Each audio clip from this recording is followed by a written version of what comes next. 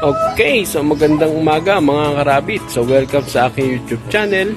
So kung hindi ka pa nakakapag-subscribe, please subscribe po and please click ang notification bell para update ka lagi sa mga video ko, and pwede naman kayo mag-comment sa akin kung may tanong kayo or may gusto kayong malaman tungkol sa pag-aalaga ng rabbit.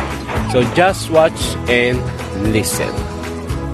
Okay, so ngayong araw na ito, so ipapakilala ko sa inyo ang mga alaga kong rabbit dahil sila po ngayon ay binibenta ko.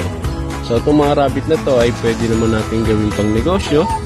So pwede rin siyang gawing rabbit yun.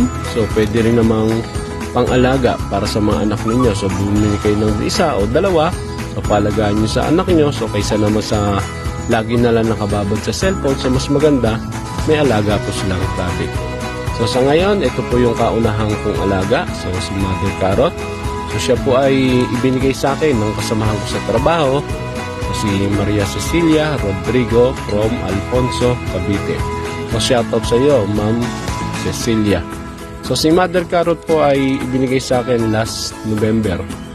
So ibig sabihin siya po ay naka-1 taon na sa akin. So last December 2, so siya po ay nanganak ng dalawa. Si ate at si boy. So ito po si ate. Sa kasiwang palad, si boy po ay namatay.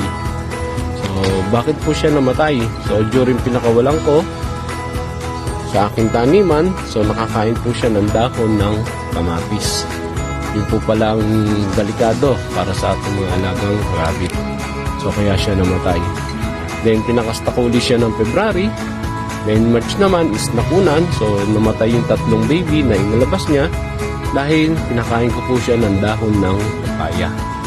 So masama pala ang dahon ng papaya pag ang rabbit natin ay buntis. Then April, so pinakastakuli siya, so nanganak naman. So si ate ay nanganak ulit ng April. So yan po si ate. So si ate po ay nanganak ng 5 rabbit. So ito po ang anak niya. Okay? Then pinakastakuli siya last August. So nanganak po siya ng September. So ito naman po yung naging anak niya. So itong 5 ito ay pwede po natin gawing puppet. So kung nais na magbigay sa ating mga anak pang regalo, so ito po yung pwede. So siya po ay almost 2 months and 1 week. So pwede po siyang alagaan ng mga bata o ng mga anak ninyo para at least mawili sa pag-aalaga, hindi po sa cellphone. Okay, so kung pagpupuntahan naman po natin ang rabbit yun, so ito po ang recommend ko, si Mother.